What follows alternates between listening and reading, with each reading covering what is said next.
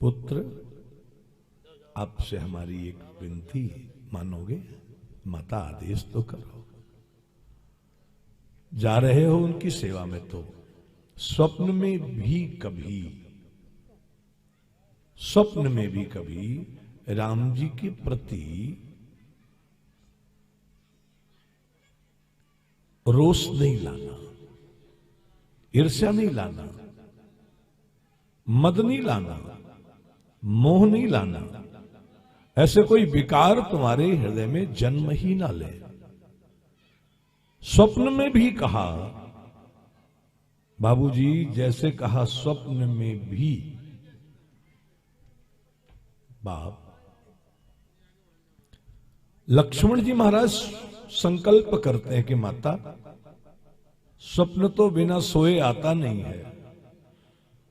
आज मैं संकल्प करता हूं कि जब तक परमात्मा की सेवा में रहूंगा 14 वर्ष, मैं कभी नींद नहीं लूंगा। मणि जी में ये निवेदन आपको पाकर कर रहा हूं।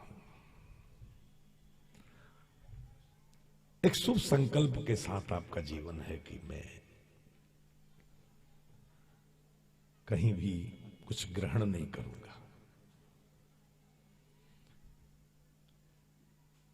कई बार लोग कहते हैं कि बड़ी बड़ी मीटिंगें अटेंड करनी पड़ती है तो थोड़ा लेना पड़ता है सबको समझाने के लिए।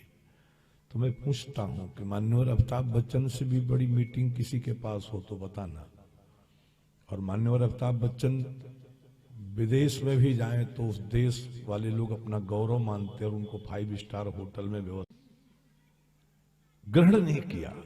मैं एक बार फिर से आपको आमंत्रित करूंगा मंच की तरफ कि समाज के लोग ये समझें, कई लाख करोड़ रुपए का कर्ज देने वाला श्रीराम फाइनेंस, देश में जितनी ट्रकें सड़कों पर घूमती होंगी उसमें से 50% गाड़ियां श्रीराम फाइनेंस की होंगी, लेकिन उसके सबसे बड़े अधिकारी पूरे प्रदेश में, और मीटिंग लेते हैं जोखन बाबू, तब मीटिंग में कभी भी एक पीस कोई वस्तु दांत के नीचे दबाकर मीटिंग नहीं करते। अपने घर का पानी, हजारों बच्चों को दिशा निर्देश करते हैं मीटिंग में। रोज जहाज से कभी वहां जाना कभी वहां जाना, लेकिन कभी भी सार्वजनिक स्थान की कोई वस्तु लिए बिना, इतना बड़ा गौरव जिसके जीवन में हो, या आपके क्षेत्र के दामाद भी हैं। आप कल्पना करो कि ये जब बच्चे कहते हैं कि हम तो अधिकारी हैं, मीटिंग लेनी पड़ती है तो कुछ लेना पड़ता है, तो आप उनके आदर्श हैं।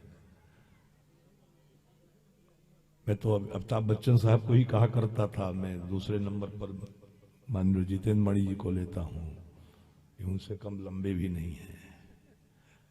और जीवन में संकल्प करके ही परमात्मा को अपनी तरफ आकर्षित किया जा सकता है, दूसरा कोई साधन संसार में नहीं है।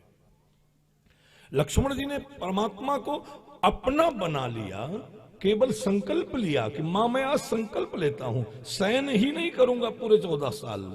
तो राग कैसे होगा, रोष कैसे आएगा, ईर्ष्या हमको कैसे होगी, मद हमको कहां से आएगा, अहंकार कहां से आएगा। ये सब तब आते हैं जब हमारी जिंदगी में स्वप्न हो, हम स्वप्न देखेंगे ही।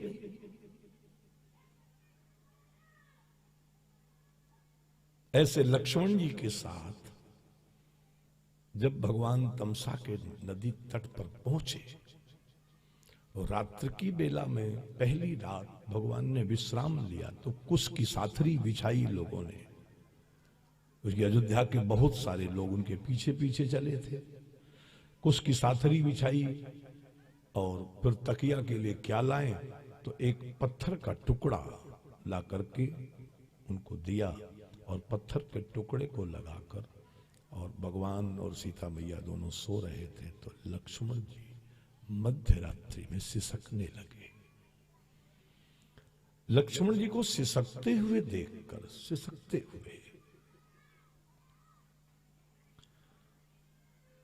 प्रभु श्री राम जी तो आंख बंद किए सो रहे हैं, लेकिन सीता मैया से रहा नहीं गया। सीता मैया उठकर बैठी और नारायण के चरण दबाकर बोली, नारायण, लक्ष्मण रो रहा है। भगवान उठे, लक्ष्मण के समीप गए, तब लक्ष्मण जी गले लगकर विलाप करने लगे। मुख पर हाथ रख दिया कि तुम विलाप करोगे तो अयोध्यावासी जो सो रहे हैं सबकी निद्रा जग खुल जाएगी और फिर हमारी यात्रा रुक जाएगी। लक्ष्मण, हमारी यात्रा रुक जाएगी। लाकर रथ पर बिठाया, सुमंत जी महाराज को निवेदन किया कि रथ को अयोध्या की तरफ ले चलो। बाप राजा ऐसा होना चाहिए कि उसकी बात को उसका सारथी भी ना समझ पाए। हाँ, आज देश का राजा सौभाग्य से ऐसा ही है कि वो कब क्या निर्णय लेने वाला है उसके बगल वाले हाथ को भी पता नहीं लग पाता। प्रभु श्री राम जी अयोध्या की तरफ चले तो क्या खिचड़ी पकाई होगी माता सीता जी ने, वो जाने। उसका वर्णन तो किसी ने किया नहीं। क्या लक्ष्मण जी के मन में विचार उठे होंगे, वो जाने। क्या विचार सुमंत जी के मन में उठे होंगे कि प्रभु की क्या माया कि अयोध्या की तरफ लौट पड़े। पर अयोध्या के समीप तक रथ गया और फिर अयोध्या नरेश के रथ की विशेषता थी कि वो रथ पानी में भी उसी गति से चलता था और आकाश में भी वो रथ उसी गति से चलता था। सो महाराज वहां तक रथ गया और फिर सुमन जी को भगवान ने इशारा किया कि रथ को जरा आकाश मार्ग की तरफ ले चलिए। और फिर सुमन जी को लगा होगा कि प्रभु को बहुत जल्दी अयोध्या पहुंचने की है, क्या लगता है। जब आकाश मार्ग की तरफ रथ को उठाया तो बोले कि रथ को दक्षिण दिशा की तरफ मोड़ दीजिए। और वो रथ श्रृंगबेरपुर में जाकर उतरा। बाप, अयोध्या वासियों की नींद खुली। योग माया ने अपनी माया हटाई, उनकी नींद खुली तो सब एक दूसरे से पूछने लगे कि कहां है प्रभु।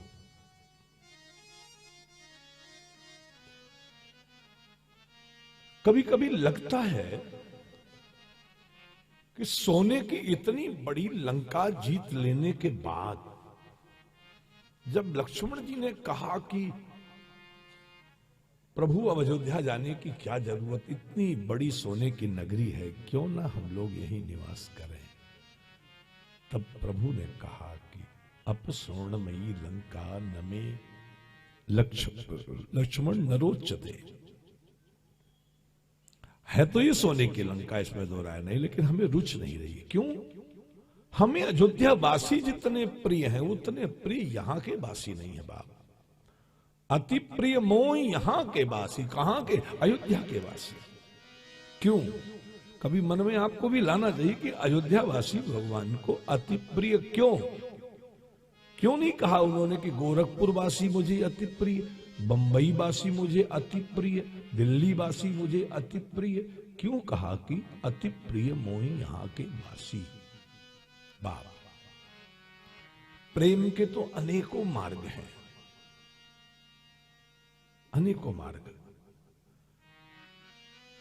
लेकिन एक प्रेम जो अयोध्या वासियों ने किया वैसा प्रेम कोई नहीं कर सकता। हां, कहीं कहीं की परंपरा में है वो प्रेम। कभी कोई मां अपने घर में होती है और उसकी बेटी आती है और तब वो जोर से चिल्ला, अरे हमारे भाई,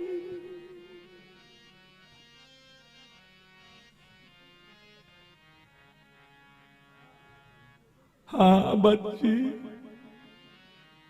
ये जो प्रेम है बाप, इसको प्रलाप प्रेम कहते हैं। प्रलाप प्रेम, प्रेम की अनेकों परिभाषा है बाबूजी, लेकिन प्रलाप प्रेम को परमात्मा बहुत प्रसन्न किए।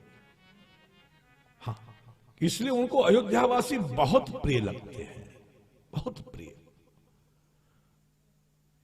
आप कहोगे शंकर भगवान ने कथा सुनाते हुए कहते भवानी पार्वती, जब अयोध्या वासियों को भगवान नहीं मिले तो वो देखने लगी रथ तो अयोध्या गया है, दौड़े लोग और अयोध्या की सीमा के समीप पहुंच करके जब देखा कि रथ तो अब यहां से पदचिन्ह दिख नहीं रहे रथ के, तब लोग विलाप करने लगे। और विलाप करते करते मार्ग में एक सरोवर दिखाई पड़ा, उसमें कुछ मछलियां कूद रही थी।